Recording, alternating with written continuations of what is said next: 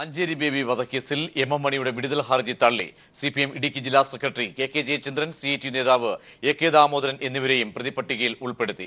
പാമ്പുപാറക്കുട്ടൻ, മദനൻ എന്നിവരാണ് കേസിലെ മറ്റ് പ്രതികൾ. വിശദാംശങ്ങളുമായി ലെസ്ലി ചേരുന്നു. ലെസ്ലി, വിവരങ്ങൾ. പ്രജീഷ്, അഞ്ചേരി ബേബി വധക്കേസിൽ വൈദ്യുതി മന്ത്രി എം മണി സമർപ്പിച്ച വിടുതൽ ഹർജിയാണ് കോടതി ഇപ്പോൾ തള്ളിയിരിക്കുന്നത്. മണിക്കൊപ്പം ഗൂഢാലോചനയിൽ പങ്കുണ്ടെന്ന് പ്രോസിക്യൂഷൻ ആരോപിച്ച CPIM ജില്ലാ സെക്രട്ടറി KK ജയേന്ദ്രൻ, CIT ജില്ലാ സെക്രട്ടറി ആയിരുന്ന AK ദാമോദരൻ എന്നിവരെ കൂടി പ്രതി പട്ടികയിൽ ഉൾപ്പെടുത്തുന്നതിനായി കോടതി ഉത്തരവിട്ടിട്ടുണ്ട്. തൊടുപുഴ അഡീഷണൽ സെഷൻസ് കോടതി ജഡ്ജി VG ശ്രീദേവിയാണ് വിധി പ്രസ്താവിച്ചിരിക്കുന്നത്. KK ജയേന്ദ്രനും AK ദാമോദരനും യഥാക്രമം 5, 6 പ്രതികളായാണ് പ്രതിപട്ടികയിൽ ഉൾപ്പെടുത്തിയിരിക്കുന്നത്. അടുത്ത മാസം 24-ന് കേസ് പരിഗണിക്കുമ്പോൾ എല്ലാ പ്രതികളും കോടതിയിൽ ഹാജരാകണമെന്നും കോടതി നിർദ്ദേശിച്ചിട്ടുണ്ട്. എന്തായാലും വളരെ സുപ്രധാനമായ വിധിയാണ് വന്നിരിക്കുന്നത്. 2012-ൽ മണക്കാട് എം മണി നടത്തിയ വിവാദ പ്രസംഗത്തെ തുടർന്നാണ് രണ്ടാമത് കേസ് രജിസ്റ്റർ ചെയ്ത് കുറ്റപത്രം കോടതിയിൽ സമർപ്പിച്ചിരിക്കുന്നത്. 1982-ലായിരുന്നു അഞ്ചേരി ബേബി കൊല്ലപ്പെടുകയും അന്ന് 9 പ്രതികൾക്കെതിരെ പോലീസ് കുറ്റപത്രം സമർപ്പിക്കുകയും ചെയ്തിരുന്നു. 1988-ൽ സെഷൻസ് കോടതി ഈ പ്രതികളെ വെറുതെ വിടുകയും ഹൈക്കോടതി ഇത് ശരിവെക്കുകയും ചെയ്തിരുന്നു. എന്നാൽ വിവാദ പ്രസംഗത്തെ തുടർന്നായിരുന്നു ഈ കേസ് രണ്ടാമതും പൊങ്ങി വരികയും കേസ് രജിസ്റ്റർ ചെയ്ത് കുറ്റപത്രം സമർപ്പിക്കുകയും ചെയ്തത്. എന്നാൽ തങ്ങൾ നിരപരാധിയാണെന്ന വാദം നിരത്തിയായിരുന്നു വിടുതൽ ഹർജിയുമായി 3 പ്രതികൾ കോടതിയെ സമീപിച്ചത്. ഈ ആവശ്യമാണ് കോടതി ഇപ്പോൾ നിരാകരിച്ച് ഉത്തരവാക്കിയിരിക്കുന്നത്. പ്രതീഷ്, ലെസ്ലിയാണ് വിവരങ്ങൾ നൽകിയത്. കേസിനെ രാഷ്ട്രീയമായും നിയമപരമായും നേരിടുമെന്ന് മന്ത്രി എം മണി പ്രതികരിച്ചു. കോടതി വിധി ഒരു കോടതി താഴെ ഒരു കോടതി വിധിച്ചു എന്നോർത്തൊന്നും എനിക്കൊരു ബേജാറുമില്ല. ഇനിയും കോടതികളില്ലേ, നിയമമുണ്ട്. നിയമപരമായും രാഷ്ട്രീയമായും ഈ കേസിനെ മുമ്പ് മുതൽ ഞങ്ങൾ നേരിടുന്നതാണ്. ഇനിയും ഞങ്ങൾ നേരിടും എന്ന കാര്യത്തിൽ യാതൊരു സംശയവുമില്ല.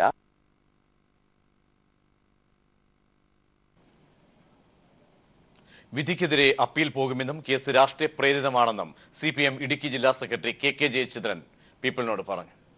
കോടതി വിധി എന്ന് പറയുന്നത് അതിന്റെ വിശദാംശം ഞാൻ കണ്ടില്ല. കണ്ടതിന് ശേഷം മാത്രമേ അതിന്റെ വിശദാംശങ്ങൾ പറയാൻ കഴിയുള്ളൂ. എന്തായാലും കോടതിയുടെ വിധിക്ക് അപ്പീൽ കൊടുക്കും. അതിനെതിരായ വിധിയെ ഉപരികോടതിയിൽ ചോദ്യം ചെയ്യും. കോടതിയെ ഞങ്ങൾ സമീപിക്കും. നോട്ട് പ്രതിസന്ധി തുടരുന്ന സാഹചര്യത്തിൽ സമരപരിപാടികൾ ചർച്ച ചെയ്യാൻ ഈ മാസം 27-ന് പ്രതിപക്ഷ പാർട്ടികൾ യോഗം ചേരും. മോദിക്കെതിരായ അഴിമതി ആരോപണത്തിൽ അന്വേഷണം ആവശ്യപ്പെട്ട് കോൺഗ്രസ് പാർലമെന്റിലേക്ക് മാർച്ച് സംഘടിപ്പിക്കും. വിശദാംശങ്ങളുമായി മനു ചേരുന്നു. മനു, സമരപരിപാടികൾക്ക് ഏത് രീതിയിലാണ് ആസൂത്രണം നടക്കുന്നത്? ഏതൊക്കെ പാർട്ടികൾ പ്രതിപക്ഷ നിരയിലുണ്ട്? പ്രതിപക്ഷ പാർട്ടികൾ എന്തായാലും സംയുക്തമായി തന്നെ പ്രക്ഷോഭത്തിലേക്ക് കടക്കാനാണ് ഇപ്പോൾ ധാരണയിൽ എത്തിയിരിക്കുന്നത്. ഈ മാസം 30-നകം തന്നെ നോട്ട് നിയന്ത്രണത്തിൽ ഒരു ഇളവ് വരുമെന്നും നോട്ട് പ്രതിസന്ധി അവസാനിക്കുമെന്നുമായിരുന്നു സർക്കാർ അവകാശപ്പെട്ടിരുന്നത്. പക്ഷേ കഴിഞ്ഞ ദിവസം SBI തന്നെ വ്യക്തമാക്കിയിരുന്നു, ഇപ്പോഴും പ്രധാന ബാങ്കുകളിൽ പോലും നോട്ടുകൾ എത്തിയിട്ടില്ല. റിസർവ് ബാങ്ക് ഇതുവരെയും ഇത്തരം നോട്ടുകൾ എത്തിക്കാത്ത പശ്ചാത്തലത്തിൽ 2 മാസം കൂടി കുറഞ്ഞതെങ്കിലും വേണ്ടിവരും ഇപ്പോഴുള്ള നിയന്ത്രണം കുറച്ചെങ്കിലും അവസാനിക്കാൻ എന്നാണ് വ്യക്തമാക്കിയിരുന്നത്. ഈ ഒരു സാഹചര്യത്തിൽ ആഴ്ചയിൽ 24,000 രൂപ പിൻവലിക്കുക, ATMകളിൽ നിന്ന് പരമാവധി 2,500 രൂപ തുടങ്ങിയ നിബന്ധനകൾ എന്തായാലും നിലനിർത്താൻ തന്നെയാണ് സാധ്യത. ഈ ഒരു സാഹചര്യത്തിൽ ഈ നോട്ട് പ്രതിസന്ധി ഈ 6 മാസമെങ്കിലും ഇനിയും തുടർന്നേക്കുമെന്ന് വിദഗ്ധരും വിലയിരുത്തുന്നുണ്ട്. ഈ ഒരു പശ്ചാത്തലത്തിലാണ് ഈ സർക്കാരിനെതിരെയുള്ള പ്രതിഷേധങ്ങൾ ശക്തമാക്കാൻ പ്രതിപക്ഷ പാർട്ടികൾ തീരുമാനിച്ചിരിക്കുന്നത്. മമതാ ബാനർജി, അതോടൊപ്പം CPM general secretary Sitaram Yechury അടക്കം വിവിധ പ്രതിപക്ഷ പാർട്ടികൾ സംയുക്തമായാണ് പ്രക്ഷോഭത്തിലേക്ക് കടക്കുന്നത്. ഡിസംബർ 30-ന് ശേഷം ഈ പ്രതിഷേധ പരിപാടികൾ എങ്ങനെയെല്ലാം വേണമെന്നത് സംബന്ധിച്ച് ചർച്ച ചെയ്യാൻ ഈ ചൊവ്വാഴ്ച പ്രതിപക്ഷ പാർട്ടികൾ ദില്ലിയിൽ യോഗം ചേരുന്നുണ്ട്. അതേസമയം ഈ പ്രധാനമന്ത്രി നരേന്ദ്രമോദിക്കെതിരെ അഴിമതി ആരോപണങ്ങൾ രാഹുൽ ഗാന്ധി ഉന്നയിച്ചിരുന്നു. ഇക്കാര്യത്തിൽ ഒരു സ്വതന്ത്ര അന്വേഷണം വേണമെന്ന് ആവശ്യപ്പെട്ടുകൊണ്ട് കോൺഗ്രസ് പാർലമെന്റ് മാർച്ച് നടത്തുകയാണ്. അല്പസമയങ്ങൾക്കകം പാർലമെന്റ് മാർച്ച് ആരംഭിക്കും. പ്രജീഷ്, മനുവാണ് വിവരങ്ങൾ നൽകിയത്. ദേശീയ സംസ്ഥാന പാതയോരത്തെ മദ്യശാലകൾ മാറ്റിസ്ഥാപിക്കാനുള്ള നടപടികൾ ബിവറേജസ് കോർപ്പറേഷൻ ആരംഭിച്ചു. പാലക്കാട് കൊടുവായൂരിലെ ബെബ്കോ ഔട്ട്ലെറ്റ് എത്തന്നൂരിലേക്ക് മാറ്റി. സുപ്രീംകോടതി വിധിയുടെ പശ്ചാത്തലത്തിൽ 110 മദ്യവിൽപ്പനശാലകൾ 1 മാസത്തിനകം മാറ്റിസ്ഥാപിക്കുമെന്ന് ബെബ്കോ അധികൃതർ അറിയിച്ചു. വിവരങ്ങളുമായി ലതീഷ് ചേരുന്നു. ലതീഷ്, നടപടികൾ തുടങ്ങിയോ?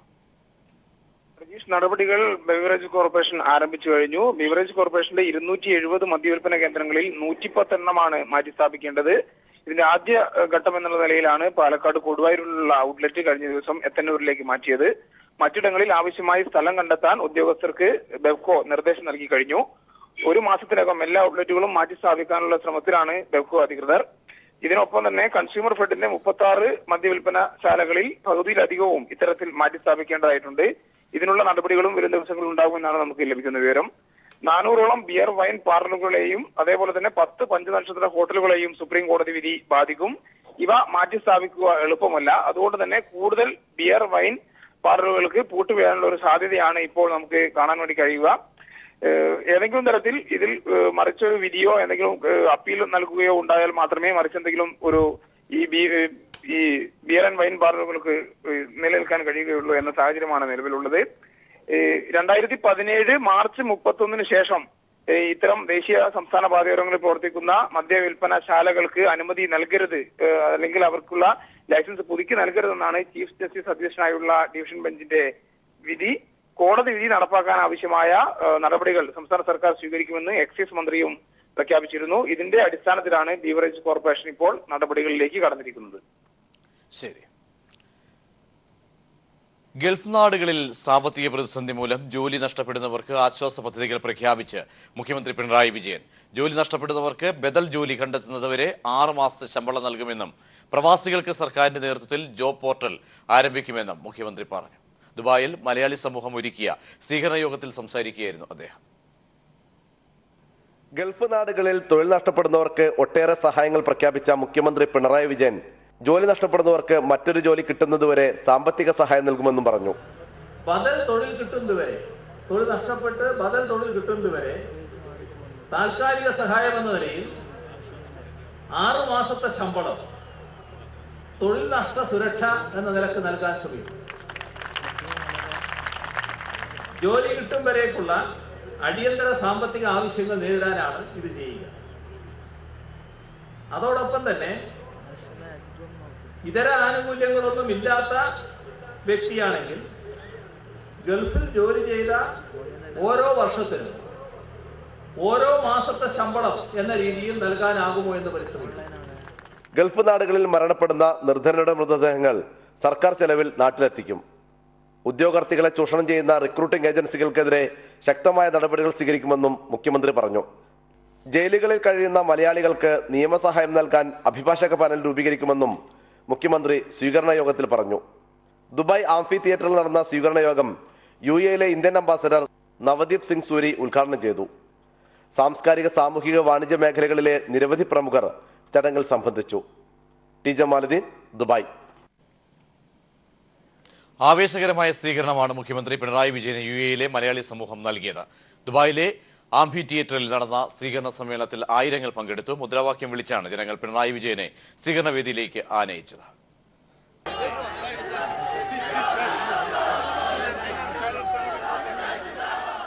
പ്രവാസി മലയാളികൾ അനുഭവിക്കുന്ന പ്രശ്നങ്ങളെക്കുറിച്ച് ആഴത്തിൽ സംസാരിച്ച മുഖ്യമന്ത്രി പിണറായി വിജയൻ പ്രവാസികൾക്കായി നിരവധി ആശ്വാസ പദ്ധതികളും പ്രഖ്യാപിച്ചു. UAE മലയാളി സമൂഹത്തിന്റെ നേതൃത്വത്തിലാണ് ദുബായ് ആംഫി തിയേറ്ററിൽ മുഖ്യമന്ത്രി പിണറായി വിജയന് സ്വീകരണമൊരുക്കിയത്. ആംഫി തിയേറ്ററിലേക്ക് പിണറായി വിജയൻ കടന്നു വന്നപ്പോൾ UAE വിവിധ എമിറേറ്റുകളിൽ നിന്നും മറ്റ് ഗൾഫ് രാജ്യങ്ങളിൽ നിന്നും എത്തിയ ആയിരങ്ങൾ അഭിവാദ്യങ്ങളോടെ എതിരേറ്റു.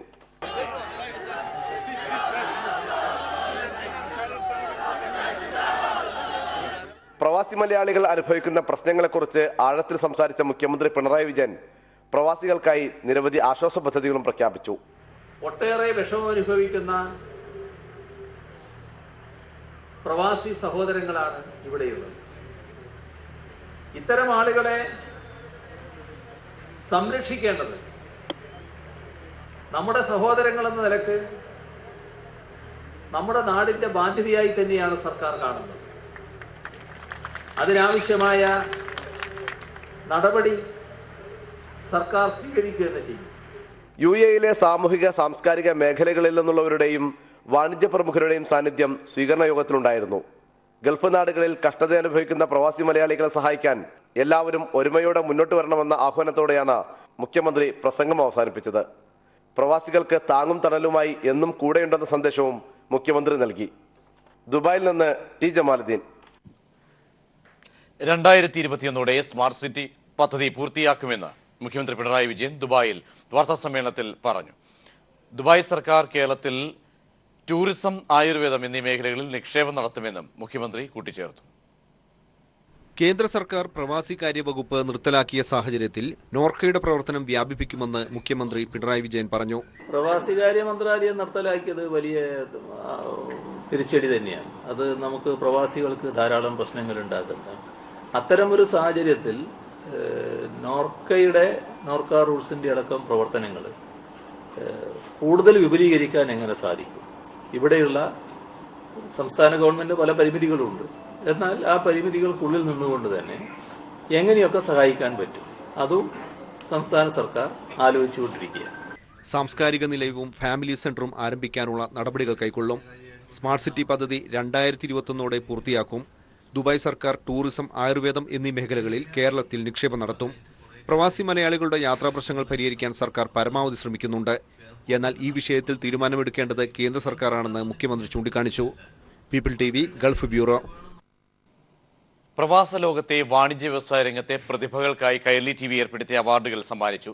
ദുബായിൽ നടന്ന ചടങ്ങിൽ മുഖ്യമന്ത്രി പിണറായി വിജയനാണ് മലയാളം കമ്മ്യൂണിക്കേഷൻസ് ലിമിറ്റഡ് ചെയർമാൻ മമ്മൂട്ടിയുടെ സാന്നിധ്യത്തിൽ അവാർഡുകൾ വിതരണം ചെയ്തത്. ദുബായ് സ്റ്റേഗൻബർഗർ ഹോട്ടലിൽ നടന്ന പ്രൗഢഗംഭീരമായ ചടങ്ങിലാണ് Kairali TV NRI business entrepreneur അവാർഡുകൾ സമ്മാനിച്ചത്. വാണിജ്യ വ്യവസായ രംഗത്തെ മികവിന് Lulu group executive director MA അഷ്റഫിലേക്ക് മുഖ്യമന്ത്രി Pinarayi Vijayan golden achievement award നൽകി.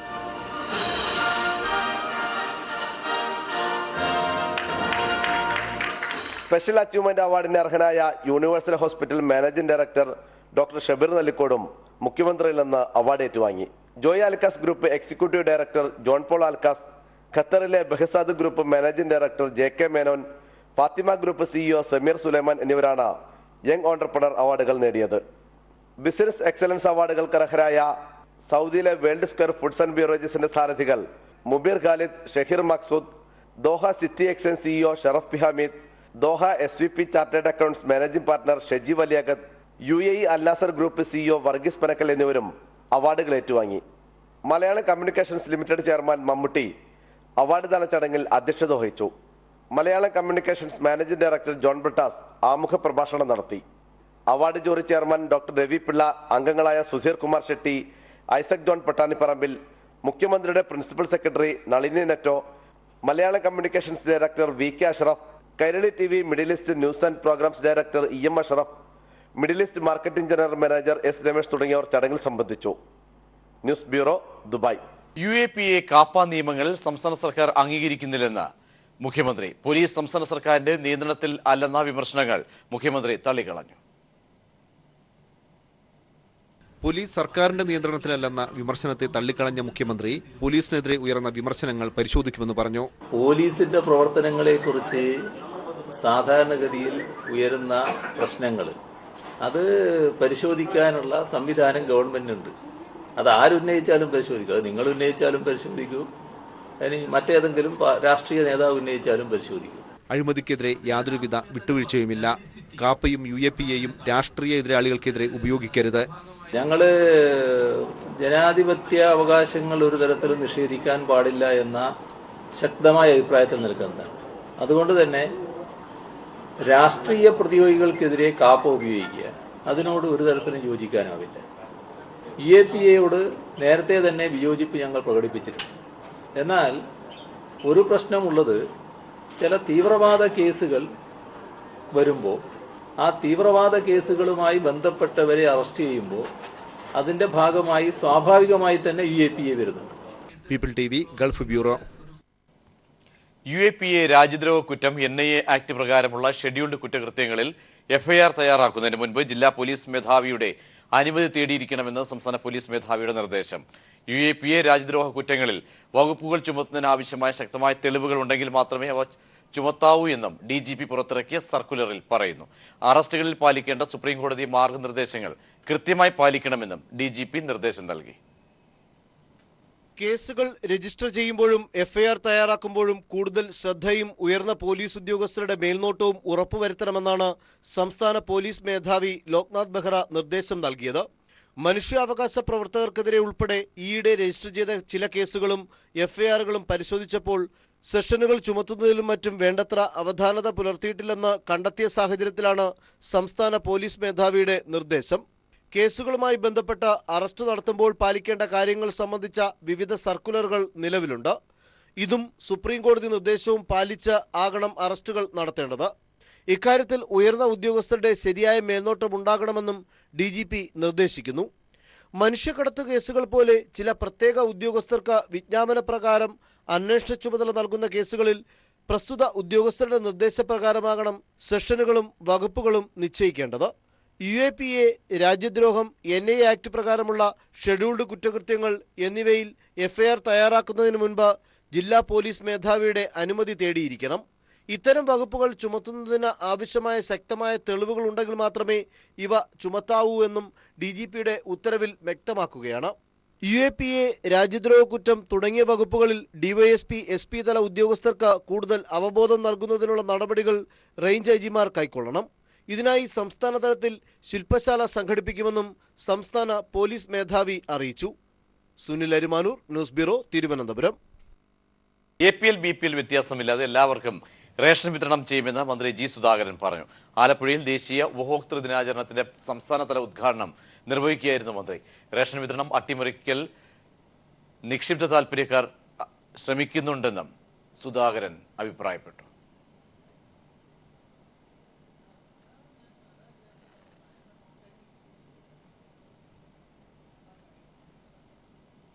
ഇന്ത്യയിൽ ഉപഭോക്തൃ നിയമം നടപ്പാക്കിയിട്ട് 3 പതിറ്റാണ്ട് പൂർത്തിയാകുമ്പോഴും ഉപഭോക്തൃ ഫോറങ്ങളുടെ പ്രവർത്തനങ്ങൾ കാര്യക്ഷമമല്ലെന്ന് വിവരാവകാശ രേഖകൾ. 3 മാസത്തിനകം തീർപ്പ് കൽപ്പിക്കണമെന്നിരിക്കെ നിരവധി പരാതികളാണ് വർഷങ്ങളായി തീർപ്പാകാതെ കെട്ടിക്കിടക്കുന്നത്. ഉപഭോക്താവിന്റെ അവകാശങ്ങൾ സംരക്ഷിക്കുന്നതിനായി 1986-ലാണ് ഇന്ത്യയിൽ ഉപഭോക്തൃ നിയമം നടപ്പിലാക്കി തുടങ്ങിയത്. രാജ്യം ഇന്ന് ദേശീയ ഉപഭോക്തൃ ദിനമായി ആചരിക്കുമ്പോൾ ഇതുവരെയുള്ള ഉപഭോക്തൃ ഫോറങ്ങളുടെ പ്രവർത്തനങ്ങൾ കാര്യക്ഷമമല്ല എന്നാണ് വിവരാവകാശ രേഖകൾ തെളിയിക്കുന്നത്. ദേശീയ സംസ്ഥാന കമ്മീഷനുകളിലും ജില്ലാ ഫോറങ്ങളിലുമായി 45,66,475 പരാതികൾ ലഭിച്ചതിൽ 4,385 ഇപ്പോഴും തീർപ്പ് കാത്തുകിടക്കുന്നുണ്ട്. പരാതികളിൽ 90 ദിവസത്തിനകം നടപടി സ്വീകരിക്കണമെന്നിരിക്കെ ഈ പരാതികളിൽ മിക്കതും വർഷങ്ങളായി കെട്ടിക്കിടക്കുന്നവയാണ്. Advocate DB Binu. ഉപഭോക്തൃ ഫോറങ്ങൾ ജനങ്ങളുടെ കോടതികളാണ്. അത് സമയബന്ധിതമായി തീർപ്പാക്കിയാൽ മാത്രമേ അതിൻ്റെ ഗുണം ജനങ്ങൾക്ക് ലഭ്യമാകൂ, ആ നിയമത്തിൻ്റെ ലക്ഷ്യം സാർത്ഥകമാകൂ. വർഷങ്ങൾ കഴിഞ്ഞിട്ടും നീതിക്ക് വേണ്ടി കാത്തിരിക്കുന്ന അവസ്ഥ ഇപ്പോഴും ഉപഭോക്തൃ കോടതികളുടെ മുമ്പിൽ കാണാൻ കഴിയും. ഈ അവസ്ഥയാണ് ഉപഭോക്താക്കളെ കോടതികളിൽ നിന്നും ഒഴിവാക്കുന്നതിൻ്റെ അല്ലെങ്കിൽ അകറ്റുന്നതിൻ്റെ പ്രധാനമായ കാരണം. മറ്റു സംസ്ഥാനങ്ങളുമായി താരതമ്യം ചെയ്യുമ്പോൾ കേരളത്തിലെ ഉപഭോക്തൃ ഫോറങ്ങളുടെ പ്രവർത്തനം മെച്ചപ്പെട്ടതാണ്. സംസ്ഥാന കമ്മീഷനിൽ 28,948 പരാതികൾ ലഭിച്ചതിൽ 2,222 ഇനി തീർപ്പ് കാത്തിരിക്കുന്നത്. News bureau, Kochi. കേരള സർവകലാശാല ആതിഥ്യമരുളുന്ന ഇന്ത്യൻ ചരിത്ര കോൺഗ്രസിന്റെ 77ാമത് അന്തർദേശീയ സമ്മേളനത്തിന് ഈ മാസം 28-ന് തലസ്ഥാനത്ത് തുടക്കമാകും. ഇന്ത്യയിലെ 30,000-ലധികം വരുന്ന ചരിത്രകാരന്മാരുടെയും ചരിത്ര ഗവേഷകരുടെയും ഏറ്റവും വലിയ അക്കാദമിക് കൂട്ടായ്മയായ ചരിത്ര കോൺഗ്രസിന് രാഷ്ട്രപതി പ്രണബ് മുഖർജി തിരിതെളിയിക്കും. ഇന്ത്യയിലെ 30,000-ലധികം വരുന്ന ചരിത്രകാരന്മാരുടെയും ചരിത്ര ഗവേഷകരുടെയും ഏറ്റവും വലിയ അക്കാദമിക് കൂട്ടായ്മയാണ് ഇന്ത്യൻ ചരിത്ര കോൺഗ്രസ്. 58 വർഷങ്ങൾക്ക് ശേഷമാണ് ഇന്ത്യൻ ചരിത്ര കോൺഗ്രസിന് കേരള സർവകലാശാല ആതിഥ്യമരുളുന്നത്. ചരിത്ര കോൺഗ്രസിന്റെ ഉദ്ഘാടനം തലസ്ഥാനത്ത് രാഷ്ട്രപതി പ്രണബ് മുഖർജി നിർവഹിക്കും. ചരിത്ര കോൺഗ്രസിന്റെ നടപടിക്രമങ്ങളുടെ ഔദ്യോഗിക പ്രകാശനം മുഖ്യമന്ത്രി പിണറായി വിജയൻ നിർവഹിക്കുമെന്നും കേരള സർവകലാശാല പ്രോ വൈസ് ചാൻസലർ വാർത്താസമ്മേളനത്തിൽ അറിയിച്ചു. ചരിത്ര കോൺഗ്രസിന്റെ ഔപചാരിക ഉദ്ഘാടനം ബഹുമാനപ്പെട്ട രാഷ്ട്രപതി ശ്രീ പ്രണബ് മുഖർജി 29-ാം തീയതി 12:30 കാര്യവട്ടത്തെ ഗോൾഡൻ ജൂബിലി ഓഡിറ്റോറിയത്തിൽ നിർവഹിക്കും. ചടങ്ങിൽ ബഹുമാനപ്പെട്ട governor justice retired P. Sathasivam വിശിഷ്ടാതിഥിയായിരിക്കും. ചരിത്ര കോൺഗ്രസിനോടനുബന്ധിച്ച് വ്യത്യസ്ത പഠന വകുപ്പുകൾ ചരിത്ര പ്രദർശനവും സംഘടിപ്പിക്കുന്നുണ്ട്. ഇന്ത്യയിലെ പ്രശസ്തരായ അക്കാദമിക് പ്രസാധകരുടെ പുസ്തകമേളയും ചരിത്ര കോൺഗ്രസിന്റെ ഭാഗമായി ഒരുങ്ങും. സംസ്ഥാന ശുചിത്വ മിഷനുമായി സഹകരിച്ച് ചരിത്ര കോൺഗ്രസ് ഗ്രീൻ പ്രോട്ടോകോൾ പരമാവധി പാലിക്കാൻ തീരുമാനിച്ചിട്ടുണ്ട്. ഈ മാസം 30-ന് ചരിത്ര കോൺഗ്രസിന് സമാപനമാകും. News bureau, Thiruvananthapuram. നിറക്കൂട്ടുകൾക്ക് പകരം വർണ്ണനൂലുകൾ കൊണ്ട് ചിത്രമൊരുക്കുകയാണ് കണ്ണൂർ ചാലാട് സ്വദേശി രാജേഷ്. ചിത്രകല അഭ്യസിച്ചിട്ടില്ലാത്ത ഇലക്ട്രീഷ്യനായി ജോലി നോക്കുന്ന രാജേഷ് വർണ്ണനൂലുകൾ കൊണ്ടൊരുക്കിയ ചിത്രവിസ്മയം കാണാൻ മോഹനൻ ചാലാട് ആർട്ട് ഗ്യാലറിയിൽ ആളുകൾ നിറയുകയാണ്. ചിത്രകലയുടെ വേറിട്ട വഴികളിലൂടെ സഞ്ചരിക്കുകയാണ് കണ്ണൂർ ചാലാട് സ്വദേശി രാജേഷ്. ചിത്രരചനയിൽ പുല്ലിലും വൈക്കോലിലും ആരംഭിച്ച പരീക്ഷണം നൂൽചിത്രങ്ങളിലേക്ക് മാറി. വൂളൻ ത്രെഡ് കട്ട് ആർട്ട് എന്ന് പേരിട്ട് വിളിക്കുന്ന ഈ രീതിയിൽ ചിത്രം സ്കെച്ചെടുത്ത് വർണ്ണനൂലുകൾ ഒട്ടിച്ച് ചേർക്കുകയാണ്. മോഹനൻ ചാലാട് ആർട്ട് ഗ്യാലറിയിൽ പ്രകൃതിയും മനുഷ്യനും ഇതിഹാസവുമെല്ലാം വർണ്ണചിത്രങ്ങളായി നിറഞ്ഞു നിൽക്കുന്നു. ഇവിടെ 19 ചിത്രങ്ങളാണ് ചെയ്തത്. ചെയ്യുന്നത് ഞാൻ ചിത്രകല അഭ്യസിക്കാത്തതുകൊണ്ട് തന്നെ എനിക്ക് ഇതിൻ്റെ വരയും അതിൻ്റെ കാര്യങ്ങളൊന്നും കൃത്യമായിട്ട് അറിയില്ല. ചെറിയ പിക്ചർ കിട്ടിക്കഴിഞ്ഞ് കഴിഞ്ഞാൽ അത് ഗ്രാഫ് ചെയ്തിട്ട് എൻലാർജ് ചെയ്ത് വലുതാക്കും. ഇതിൻ്റെയൊക്കെ ചെറിയ പിക്ചർ കിട്ടിയിട്ട് അത് ഗ്രാഫ് ചെയ്തിട്ട് വലുതാക്കി വരച്ചതിന് ശേഷം അനുയോജ്യമായ സ്ഥലത്ത് പശ തേച്ച് നൂല് എടുത്തു വെക്കുന്ന രീതിയാണിത്. ഹംസവും ദമയന്തിയും, വിളക്കേന്തിയ വനിത, APJ Abdul Kalam, Swami Vivekanandan, Sukumar Azhikode, Fidel Castro എന്നിവയെല്ലാം ചിത്രകല അഭ്യസിച്ചിട്ടില്ലാത്ത ഈ ഇലക്ട്രീഷ്യന്റെ കരവിരുതിൽ വിസ്മയങ്ങൾ തീർക്കുകയാണ്. News bureau, Kannur. വയനാട്ടിലെ കാപ്പുംകൊല്ലി സെന്റ് സെബാസ്റ്റ്യൻ പള്ളിയിൽ വിശ്വാസികൾ ഇത്തവണ ക്രിസ്മസിനെ വരവേൽക്കുന്നത് കൂറ്റൻ സാന്റാക്ലോസിന് ഒപ്പമാണ്. വഴിയരികിലെ സാന്റാക്ലോസ് ശ്രദ്ധയാകർഷിക്കുകയാണിവിടെ.